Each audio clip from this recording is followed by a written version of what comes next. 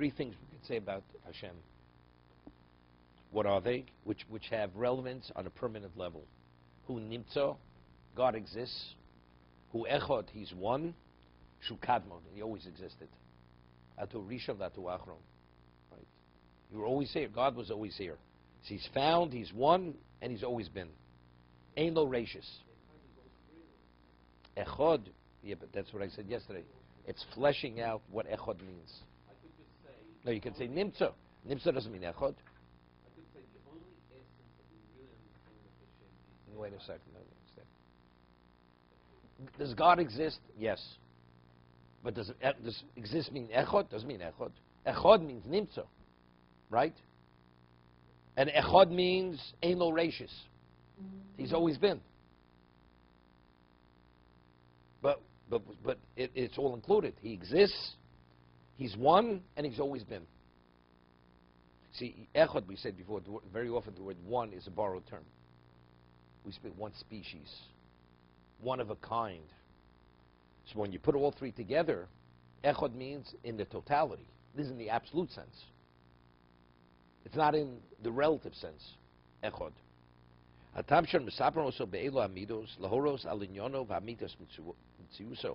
The reason why we identify these three contexts is to reveal the truthfulness of His essence. Lohoyir al-Kvodo.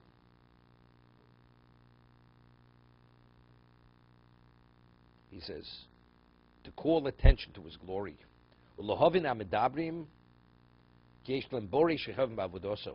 And to give mankind an understanding that there's a creator that they're obliged to what? To serve. I mean, if He was, so how did you come into existence? He was here, but He brought you into existence. You didn't come about. If He's echod, that means you could have only come about if He willed it. So what does that mean? That means He's the master, and you're obligated to serve Him. And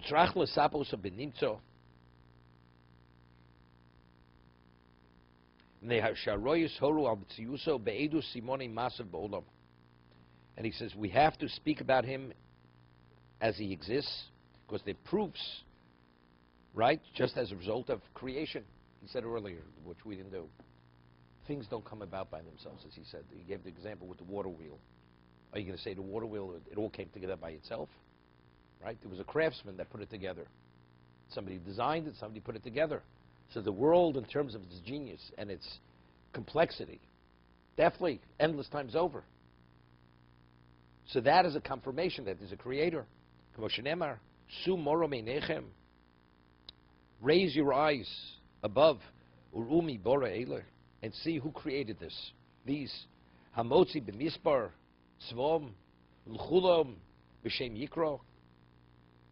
He created all the hosts and He identified them. Mirov onim v'amitz koach. Mirov onim, His great might and strong power. Ish lo nedor. Not one is missing. It's complete. Al kain is chayav lo sapros b'nimtzer. Therefore, we have an obligation to speak about Him as if He exists, because He does exist. She's kain b'sichlenu ki haneder lo yeh mimenu poel lo shumaser. Because he's saying he's addressing something interesting. The Ramban cites a position that HaKadosh Baruch Hu created, then He abandoned the world. He abandoned the world. There's such a position.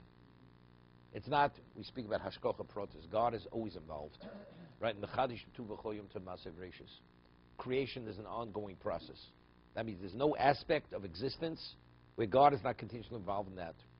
I mean, one of the animaments is that God knows our thoughts. Right? How do you know God knows your thoughts? But it's one of the tenets of Jewish belief. Firstly, you can't speak about schar v'onish unless He knows everything. Right? Maybe God's not aware. What you did, what you didn't do, what you thought. Did you do the mitzvah lishma? Didn't you do the mitzvah lishma? If He doesn't know your thought process, how could He reward you? Or fault you? Or punish you? Either way. Because the answer is the function of the thought process. That thought, that whatever is the basis for that, why does it exist, that process? Because God wills that every moment that process is willed by Hashem. So if he's in touch with every aspect of that, that it should evolve and happen as exactly he wills it, of course he knows your thought process, then it all goes into creator. That's Mchadish Tu V'chol Yom Tamasev Reishis. Once you say that, there's nothing that goes unseen by God. Because whatever exists, wherever it exists, he wills that it should exist at that moment that it exists. The Ramak speaks about a person, when he speaks about the Yud Gimel Midas HaRachman, Mikel Kamocha, and he says, a person wants to commit murder, God forbid. That you have a hand, and you have the power to lift your hand, because God wills it at that moment. Correct? And that you take the knife and plunge it into the other person, take his life, because God gives you that power, and wills that the knife should exist. Although the person is doing something which is contrary to God's will. But for the sake of giving the person bechira, he wills that. Otherwise, man has no choice. Even though it's something contrary to his will. For the sake of the human being, to be able to have bechira.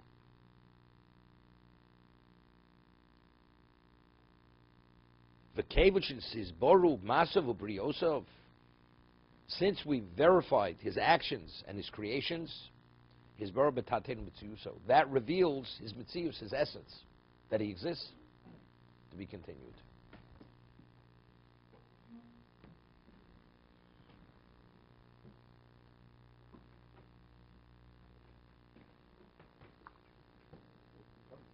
Somebody wants to kill somebody else. The person who's going to kill him deserves to die. So he's being killed. The conduit Doesn't deserve to die necessarily. he needs to die, and the question is, how is he going to die? No. There's midas harach, there's midas adin. Based on midas adin, everybody deserves to die. Hashem says if a person chooses to kill a person, that suspends midas harachmim, and the person is dying based on his record. So who really, the person that killed him? Right. If the person would have taken the initiative, this midas harachmim, the person would have continued to live. So the person's initiative suspends the midas harachmim, and at that moment there's midas adin. So ultimately he died because he deserved to die. But he wouldn't have died, although he deserved to die. But everyone is in the same boat. Everyone is that. He wouldn't have died through some other method. He wouldn't have died otherwise. And there are other times a person, even with midas harachmim, is meant to die. Right? So in that case, if he's murdered, why, right? Why does the murderer deserve to be put there? So that the Ramban speaks about. By the Brisbane Absorim. Okay.